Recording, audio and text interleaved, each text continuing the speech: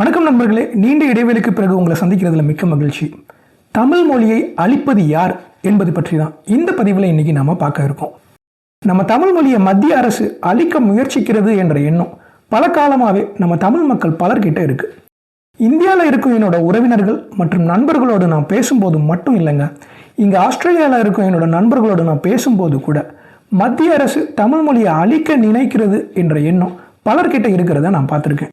இவங்கெல்லாம் கட்சிக்காரங்கன்னு நான் சொல்ல மாட்டேன், ஆனால் யதார்த்தம் புரியாதவர்கள்னு என்னால் கண்டிப்பாக சொல்ல முடியும். சரி, மோடி அரசு தமிழை அழிக்க நினைக்குதுன்னு எதன் அடிப்படையில் நீங்கள் சொல்கிறீங்க, அதுக்கு ஆதாரம் என்னன்னு நான் கேட்டால் அதுக்கு வடநாட்டில் இருக்க யாருன்னே தெரியாத ஏதோ ஒரு கட்சிக்காரன் ஹிந்தி தான் தேசிய மொழி இன்னும், அதனால எல்லாரும் ஹிந்தி கற்றுக்கணும்னு சொல்கிறதெல்லாம் ஆதாரமாக எடுத்துக்கிட்டு வந்து நம்மக்கிட்ட பேசுகிறாங்க. இங்கே மோடி பல மேடைகளில் தமிழின் பெருமைகளை பற்றி பேசுகிறதும் துண்டு சீட்டு இல்லாமலேயே திருக்குறளை மனப்பாடம் பண்ணி ஒப்பிக்கிறதும் இவர்களோட கண்களுக்கு ஏனோ தெரியறதே இல்லை. அடுத்ததா கிலோமீட்டர் கற்கள்ல ஹிந்தி எழுதுறதெல்லாம் ஆதாரமா எடுத்துக்கிட்டு வராங்க. இந்த கூகுள் மேப்ஸ் வந்ததுக்கு அப்புறம் நம்ம யாருமே கிலோமீட்டர் கற்களை பார்க்கறது இல்லைங்கிறது வேற விஷயம். ஆனா ஒரு கல்லில் ஹிந்தி எழுதிட்டா தமிழ் மொழி அழிஞ்சிரும்னு சொல்றவங்கள நான் என்ன சொல்றது? இந்த அளவுக்கு தான் நம்ம தமிழ் மொழி பலவீனமா இருக்கா என்ன? இவங்க கிட்டலாம் நான் எவ்வளவுதான் யதார்த்தமா பேசினாலும் மொழி சார்ந்த பல கேள்விகளை முன் வச்சாலும் எனக்கு கிடைக்கிறதெல்லாம் சப்ப கட்டும் முரட்டு முட்டும் தாங்க. என்னோட கேள்விகளுக்கு இதுவரைக்கும் யாராலுமே உருப்படியா ஒரு பதில் சொல்லவே முடியல. இதனால என்னோட வாதத்தை உங்க முன்னாடி வைக்கிறேன். இதுல லாஜிக் இருக்கான்னு பார்த்து நீங்களே ஒரு முடிவு சொல்லுங்க. இந்த மோடி அரசு தமிழ் மொழியை அழிக்க நினைக்குதுன்னு சொன்ன எல்லாத்துக்கிட்டையும் நீங்க கடைசியா பார்த்த 3 திரைப்படங்கள் என்னன்னு சொல்ல முடியுமான்னு நான் கேட்டப்போ பலர் 4-5 படத்தின் பெயர்களை கொஞ்சம் கூட யோசிக்காம சுலபமா சொன்னாங்க.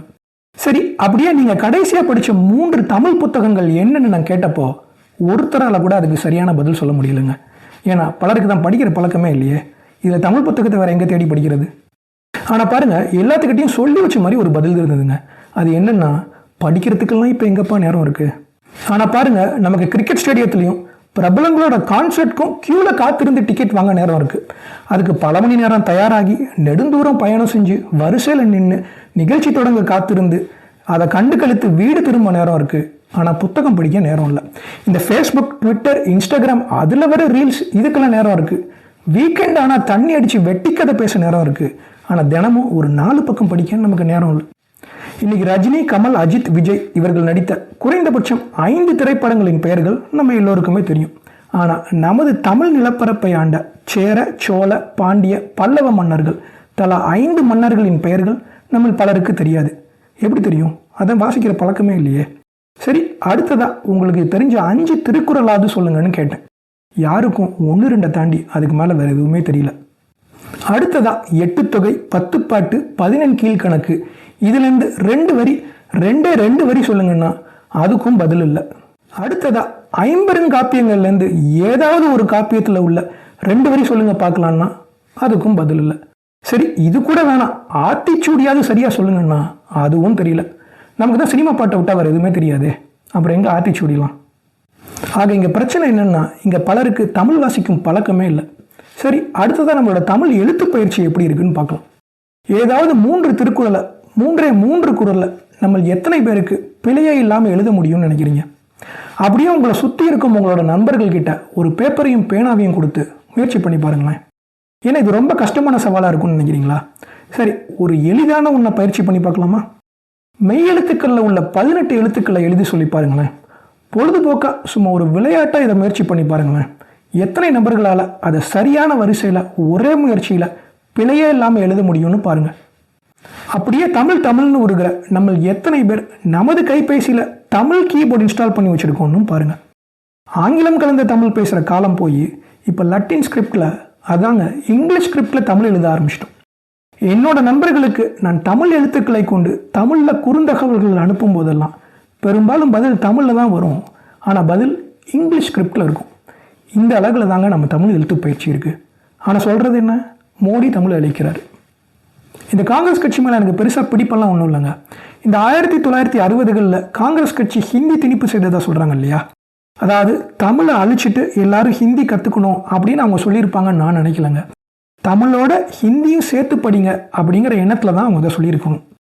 ஆனால் இங்கே இருக்க திராவிட கட்சி தன்னோட சுயநலத்துக்காக அதை வச்சு ஒரு அரசியல் பண்ணிட்டாங்கன்னு நான் நினைக்கிறேன். அடுத்ததாக தமிழில் பேசுவது எந்த அழகில் இருக்குன்னு நான் சொல்லி தான் உங்களுக்கு தெரியணுங்கிற அவசியம் இல்லைன்னு நினைக்கிறேன். இன்னைக்கு நம்ம பலரால் 2 நிமிஷத்துக்கு கூட ஆங்கிலம் கலக்காத தமிழில் பேச முடிகிறதே இல்லை.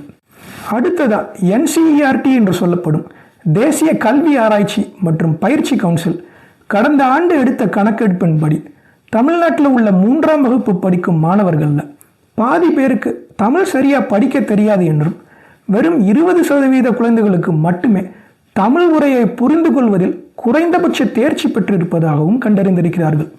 சரி, இந்த ஆண்டாவது கொஞ்சம் நிலைமை முன்னேறி இருக்கான்னு பார்த்தா இந்த ஆண்டில் எடுத்த கணக்கெடுப்பு முடிவுகள் கடந்த ஆண்டை விட ரொம்ப மோசமாக இருக்குது. வெறும் 9% மாணவர்கள் மட்டுமே உலகளாவிய திறன் அளவை கொண்டிருப்பதாக ஆய்வு முடிவுகள் தெரிவிக்கிறது. இதுதாங்க தமிழ்நாட்டில் தமிழ் இருக்கும் லட்சணம்.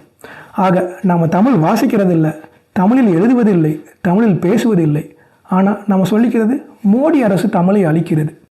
நாம் இப்படியே இருந்தால் மோடி தமிழை அழிக்கணுங்கிற அவசியம்லாம் இல்லைங்க. நாமளே அந்த வேலையை சிறப்பாக செஞ்சுருக்கோம். ஒரு மொழி தொடர்ந்து நீடிக்கணும்னா கேட்டல், படித்தல், எழுதுதல் மற்றும் பேசுதல் இந்த 4 நிலைகளில் நம்ம வலுவாக இருக்கணும். இந்த ஆஸ்திரேலியா, இங்கிலாந்து, கனடா போன்ற நாடுகளுக்கு படிக்க போகும்போதும் குடிபெயரும் போகும்போதும் IELTS தேர்வை பலர் எடுத்துக்கொள்வதை பார்த்துருப்பீங்க. அதில் அவர்கள் சோதிப்பதும் இந்த 4 நிலைகளில் ஒருவரது ஆங்கில புலமை எந்த அளவுக்கு இருக்கிறது என்பதை பற்றி தான்.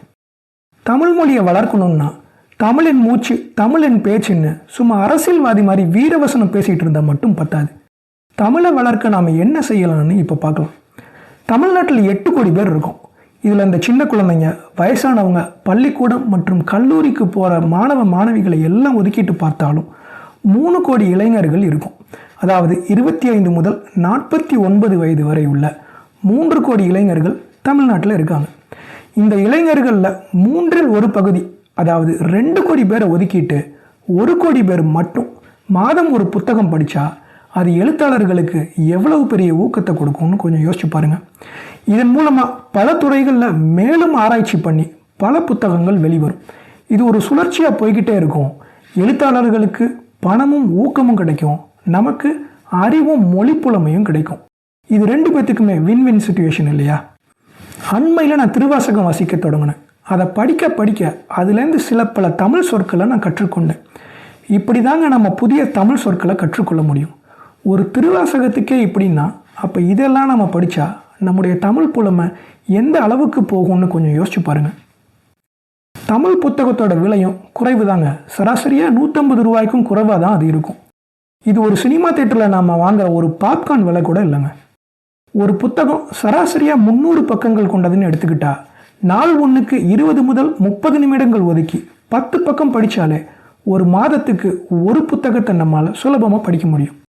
ஒரு சராசரி மனிதன் நாள் ஒன்றுக்கு 2.5 மணி நேரம் சமூக வலைத்தளங்களில் செலவு செய்கிறதா புள்ளி விவரம் சொல்லுது. அதில் 1/2 மணி நேரம் புத்தகங்களுக்கு ஒதுக்குவது சிரமமாக இருக்காதுன்னு நான் நினைக்கிறேன். அடுத்ததாக தான் தமிழை தூக்கி நிறுத்துவதாக சொல்லும் இந்த தமிழ் இடிதாங்கி மற்றும் தமிழ் குடிதாங்கிகள் என்ன பண்ணுவான்னா, இதுக்கும் மேலே ஒரு படி போய் ஆங்கிலத்தில் வெளிவர்ற தன் துறை சார்ந்த ஆராய்ச்சி கட்டுரைகளை தினமும் 1/2 மணி நேரம் ஒதுக்கி அதை தமிழில் மொழிபெயர்த்து வெளியிடலாம். இப்படி தாங்க நம்ம ஒரு தமிழ் களஞ்சியத்தை உருவாக்க முடியும். இந்த 12ஆம் வகுப்பு வரை தமிழ் மொழி கல்வி வழியிலேயே படித்து வரும் மாணவர்களுக்கு நாம் உருவாக்கும் இந்த தமிழ் களஞ்சியம் எந்த அளவுக்கு உதவியாக இருக்கும்னு கொஞ்சம் யோசிச்சு பாருங்கள். இப்படி தாங்க தமிழை வளர்க்க முடியும்னு நான் நினைக்கிறேன். நீங்கள் என்ன நினைக்கிறீங்கிறத கருத்து பதிவில் பதிவு செய்யுங்க.